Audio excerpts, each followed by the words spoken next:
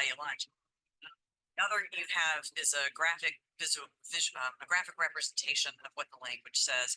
This this amendment addresses the billboard section of the bill and would reduce so I'll just, if I can, with your permission, walk through the visual representation. There are 4 images here. The first image is what is currently allowed to be cut, the tree cutting zone in front of billboards now. The second is what's being proposed in the bill. So you'll see it's a significant increase. The third image is the overlay of one to the other. And then the fourth is the proposed compromise is the language of the amendment in front of you. And you'll see that it does increase, significantly increase the area of cutting, but is smaller than what is being proposed. And my understanding of the way that the proposal that's in the bill was arrived at was through negotiations with the billboard industry, the previous Secretary of Transportation, and perhaps some House members. I'm not sure if any of our colleagues were involved in these conversations.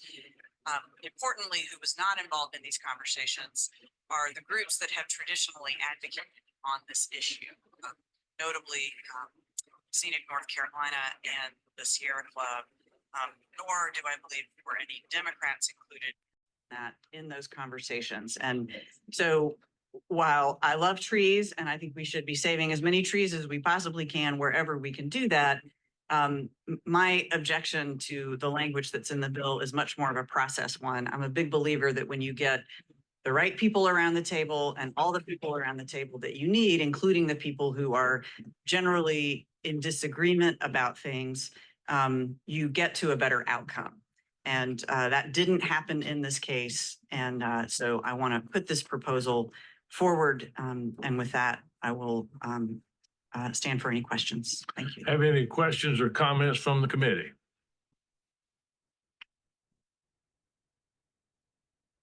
Yes, sir. Thank you, Mr. Chair. I differ on that comment. This language has been out for well over 6, 7, 8 months. And we did have stakeholders involved, including the Secretary of Transportation at the time and billboard industries and others. And this is the first actual opposition we've had to any of the language. The language is consistent with many other states. It provides for visibility, safety, regulatory compliance and framework, and it has plenty of economic benefits associated. This is not a friendly amendment, and I would ask for you not to approve the amendment. Thank you. Any further questions or comments? Senator Jarvis, did you have? I just wanted to, thank you, Mr. Chairman. I just wanted to make the statement that I think this amendment would actually hamper what we see when we go down the interstate. I love trees, but I do not like them in the right of way of where I'm trying to look at a billboard. You need to be able to see it in enough time to be able to get off or make judgments for where you're going. And I think it can be a safety issue. And I would ask my colleagues to not approve this amendment. Seeing and hearing no other comments, we'll vote. All those in favor of the amendment, please say aye. All those opposed say no. The noes have it. The amendment is defeated, and we're back to the original bill. Thank you, Mr. Chairman, members of the committee. Back to Bill 198. Again, as we discussed last week, this bill has many standard provisions that you've all had an opportunity to review. We're removing duplicate reporting requirements, enhancing pilot programs that were built to build efficiency in the way we deliver projects. I'll be glad to go through each section if that's what you desire, if you have any questions regarding any of the sections. But this bill has been worked on for many months, and we believe it's a unanimous bill. So I ask for your support. Mr. Chairman. Any questions of the bill sponsor? Senator Woodard, you have the floor. Thank you, Mr. Chair. I don't know if I have as much a question about this bill specifically. I know I've had individual conversations with the chairs, so I would love to hear in the context of this committee what we see as transportation legislation broadly that's going to come forward in this short session. And my concern, and this will not be a surprise to the three chairs, is the pedestrian and bike language that had been in the original House version that's gone, that some of us have advocated for and will continue to advocate for. Where's the, and I understand there's a rationale that you all have developed. So I guess I'd love to hear from Senator Lazar, maybe since you seem to have the podium. What is the strategy the chairs have for us to consider other transportation legislation in the short session? And where are the opportunities for us to have a conversation around bike ped and maybe some of the other transportation issues that have been raised by our constituents? Senator Lazar. Thank you, Mr. Chair. Thank you, Senator Woodard. As we indicated earlier, we wanted to get a bill out, a transportation DOT agency bill out right out of the gate. And we've been working on those provisions for several months because we knew how important some of these provisions were, because we weren't able to complete it in the last session.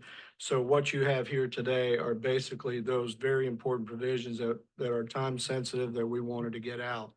As we're passing this very bill today, hopefully, we're already working on what we're going to call another DMV agency bill that will include a lot of the items that were not in here that need a little bit more discussion. So we anticipate having another bill following this particular one that we could include other language, concerns that some may have. As you know, as part of the budget, we have parameters on what we can actually include in the budget as provisions. So based on what the needs are, what the requests are, we can entertain those as we start doing our work for that, what we're going to call a second bill. Does that make sense? Thank you. Any other questions or comments of the bill sponsor? Yeah. Senator Mayfield, you have the floor. Thank you, Mr. Chair. Related to the amendment that we just considered, I raised in my conversation with the billboard advocates yesterday the idea of perhaps using some of the fees that they pay when they do cut trees to come back in and plant low-growing shrubs and dwarf trees or something like that in that cut area. So it's not just sort of completely bare. And so I would love to, they seemed open to that, said they would be happy to consider that in a different bill. So since we're going to have a different bill, would love to open up those conversations and hope the chairs would be amenable to that.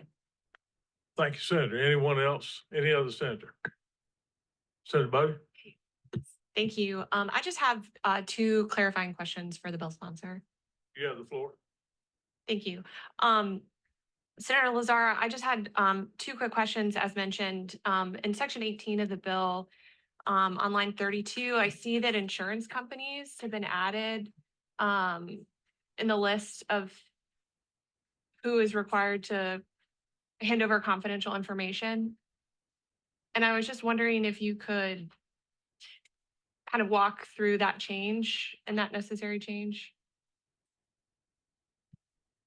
Yeah, what version are you I looking think at? I'm looking at, That may be an old version.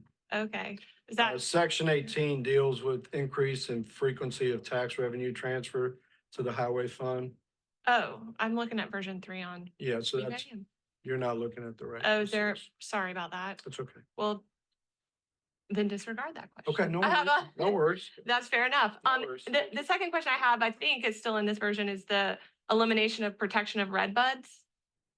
The trees, is that still in the latest version? Yeah, I think that's part of the outdoor. Okay, Clearing. can you explain? I know that native dogwoods and native redbuds had previously been protected. Can you talk with me a little bit about why we're okay now taking out native redbuds? Again, this was a bill that was worked on with stakeholders, including the Secretary of Transportation at the time. And basically, it's broad language to give them authority to clear the areas that are described in the bill.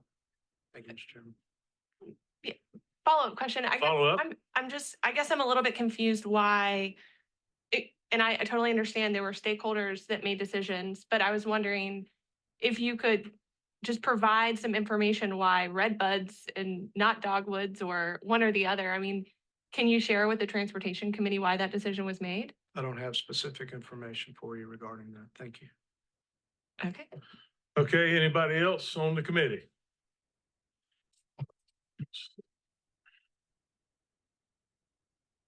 Anybody from the public wish to speak on the bill? Now, this is not on the amendment because the amendment has been defeated. So we will not take comment on the amendment, but on the bill only. Anyone in the public? 2 minutes. Anyone on the public wishes to speak on the bill? I see a hand up. Step forward, please. State your name and who you with. Greetings, my name is Terry. I'm here to speak to House Bill 198 and the provisions for active transportation that were removed. We've been working hard with constituents across the state, judicial organizations such as the Child Fatality Task Force, MPOs and RPOs, planning organizations, and local municipalities to restore the opportunity for active transportation to be considered for funding for the state match and NCDOT's STI process. It's an important part of our work.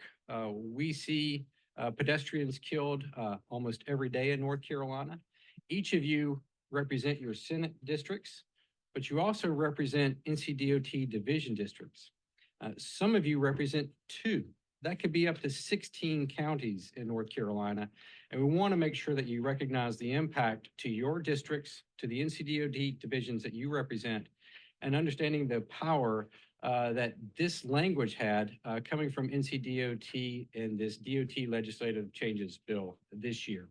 So if there's an opportunity, we want to thank the leadership of the Senate committee. Thank you for the members as well for your care and attention to this issue, and hope that when the next opportunity arises, if it does not arise in House Bill 198, to restore the opportunity for standalone active transportation projects to be eligible for consideration in the STI.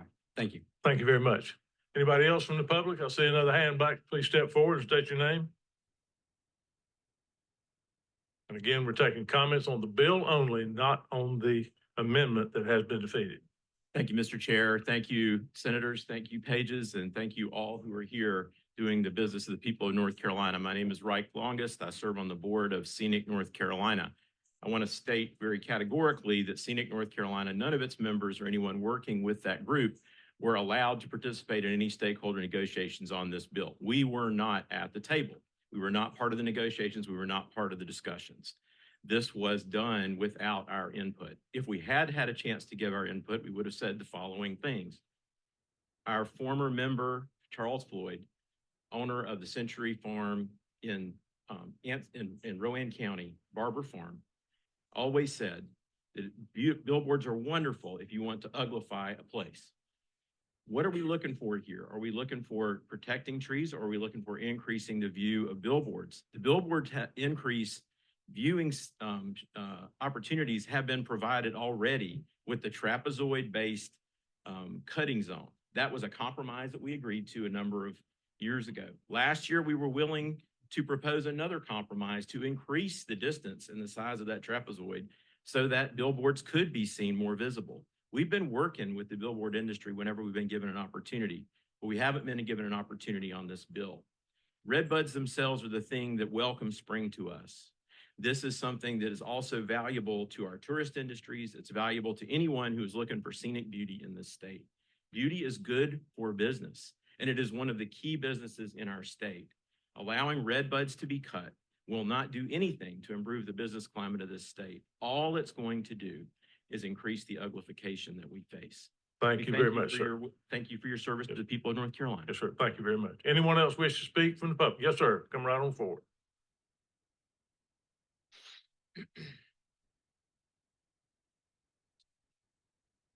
2 minutes, sir.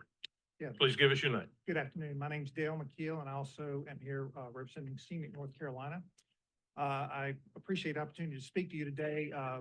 Our minister at my church on Sunday began a series on stewardship, and he was talking about everyone expects stewardship to be talking about money, but he actually started out talking about our stewardship of the earth. And one of the hymns that we sang that day was For the Beauty of the Earth. And I thought about this meeting as I was preparing for these, to make these comments. And I appreciate your work and your stewardship of our state and our state highway rights of way. We were involved in the current law regarding the cutting of trees for views of billboards back in 2011. And Senator Harry Brown was very involved with that process back then. And he did bring together various groups, Scenic North Carolina, Sierra Club, the League of Municipalities, the Planning Association, to discuss the compromises in the current law. I think that compromise has worked well. When that compromise was adopted in 2011, the executive director of the Outdoor Advertising Association said, this is a compromise that we can live with. And as I drive around the state, I believe that billboards are visible under this, under the current law, and I do not think that the law that's proposed in this bill is necessary. One other thing I would add, 67% of North Carolina residents who were polled back in 2019 said they were opposed to more cutting of trees in front of billboards. I think this is an issue that all of us could gather around and say, yes, the billboards are visible, but we do not need to cut trees, especially the proposed area, which is a rectangular area which allows trees to be cut that are not even blocking the view of the sign. I appreciate your time and thank you. Thank you very much, sir. Anyone else from the public? Anyone else on the committee? Question or comment of the bill sponsor? Hearings, I got one more. Come on, young lady. You have 2 minutes. Please state your name. Thank you. My name is Molly Diggins, reside at 2007 Pine Drive. I may be familiar to some of you. I've spent many years in this environment, but I'm currently retired and speaking for myself. Please don't do this. These are the public's trees. The billboard language concessions in this bill could cause us to lose hundreds, potentially thousands of trees. We are at a time when we have some of the hottest days on record in North Carolina. We are at a time when we need a carbon sink. What does the public get in return for what has been proposed here? Is the public going to thank you? Safety has been raised as an issue. It is. Billboards distract drivers. That's the safety issue. I would also point out to you that under this proposal, your local governments are not going to thank you because you're taking away the tools, some of the tools they have to control ordinances in their communities. There simply is, this is just a profound loss to the public, and I would hope you would remove those provisions from this legislation. Thank you. Thank you very much. All right, this is House Bill 198. We'll call for the vote. All in favor of the bill, please say aye. All opposed, say no. In the eyes of the chair, the ayes have it. The bill is carried and moved forward. And what's my appropriate motion, Madam? Favorable report to the PCS, unfavorable to the bill, with a referral to finance. That was your motion, wasn't it? Thank you very much. And this meeting is adjourned. Thank you very much.